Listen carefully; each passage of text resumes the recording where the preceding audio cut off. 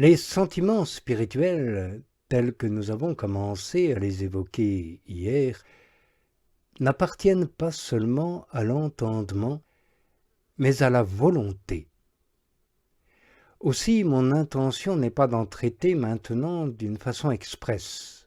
Je me réserve de le faire lorsque je traiterai de la nuit de la volonté et de la purification qu'elle doit apporter dans ses affections. Mais comme bien souvent, et même la plupart du temps, ils procurent à l'entendement une connaissance, une notice ou une lumière, il convient d'en faire mention ici, mais sous ce rapport seulement.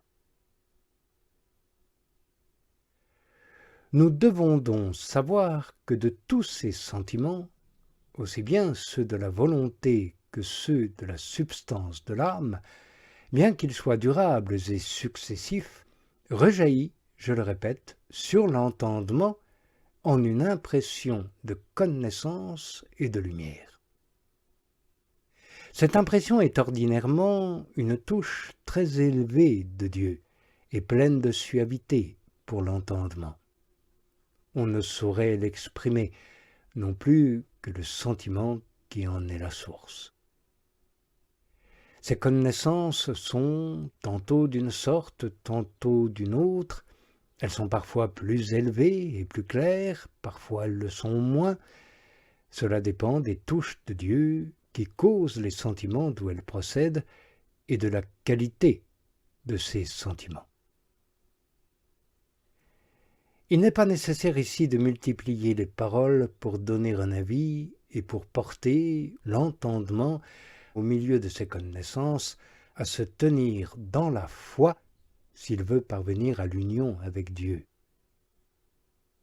Car dès lors que les sentiments dont nous avons parlé se produisent d'une manière passive dans l'âme, sans qu'elle contribue en rien pour les recevoir, de même les connaissances qui en résultent sont reçues passivement dans l'entendement, sans qu'il fasse rien personnellement dans ce but. Aussi, afin d'éviter toute erreur qui proviendrait de son intervention et serait un obstacle à ses faveurs, l'entendement ne doit rien y faire, mais garder une attitude passive et ne pas y intervenir par ses aptitudes naturelles. Car, comme nous l'avons dit en traitant des paroles successives, l'entendement pourrait très facilement, avec son activité propre, troubler et dissiper ces connaissances si délicates qui sont des lumières surnaturelles pleines de délices et que, par sa nature, il ne peut comprendre. Il ne peut que les recevoir. Voilà pourquoi il ne doit pas chercher à se les procurer, ni avoir même le désir de les recevoir. De la sorte, il n'en formera pas d'autres qui seraient de son propre fond. De plus, il ne s'exposera pas à ce que le démon vienne à son tour lui suggérer d'autres connaissances et formes. Car le démon s'entend très bien à en former par l'influence des sens corporels, lorsque l'âme les recherche par l'intermédiaire des sentiments dont nous avons parlé. L'âme doit donc se tenir dans le détachement et l'humilité et garder une attitude passive. Oui, c'est passivement qu'elle reçoit de Dieu ses faveurs. Dieu les lui communique quand il le juge bon, dès lors qu'il la trouve humble et détachée de tout. Si elle agit de la sorte, elle ne mettra pas obstacle aux avantages que ces connaissances procurent pour l'union divine et qui sont très grands. Car toutes ces connaissances sont des touches de l'union divine qui s'accomplit, et cela d'une manière passive dans l'âme. Nous avons parlé, amis, souvenez-vous-en, durant de nombreuses évocations, du renoncement absolu et de la contemplation passive. Nous avons montré que l'âme doit se laisser conduire par Dieu dans l'oubli de tout le créé et le détachement de toute image ou figure, et s'arrêter avec une vue simple sur la vérité suprême.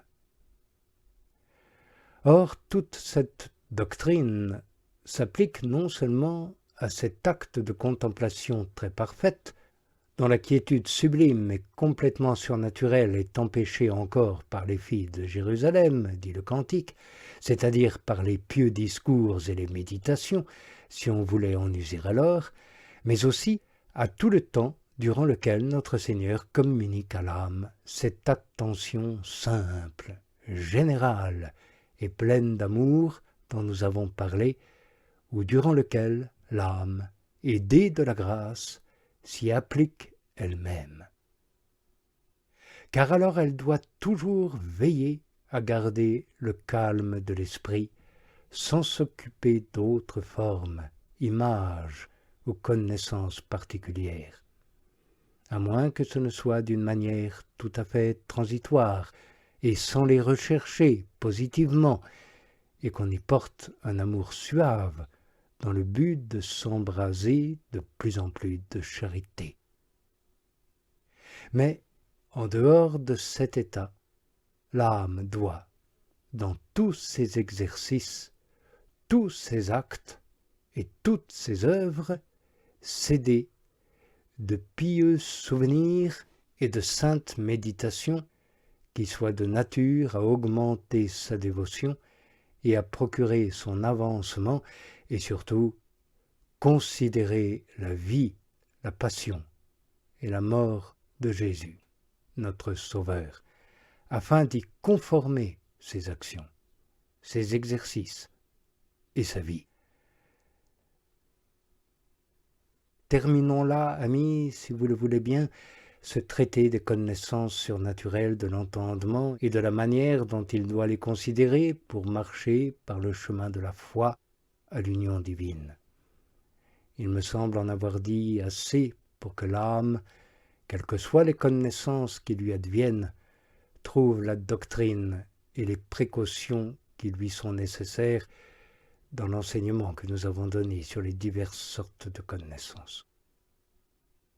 Et supposer le cas qui ne paraîtrait pas compris dans l'une des 4 catégories dont il a été parlé, il me semble néanmoins qu'il n'y en a pas un seul que l'on ne puisse ramener à l'une d'elles.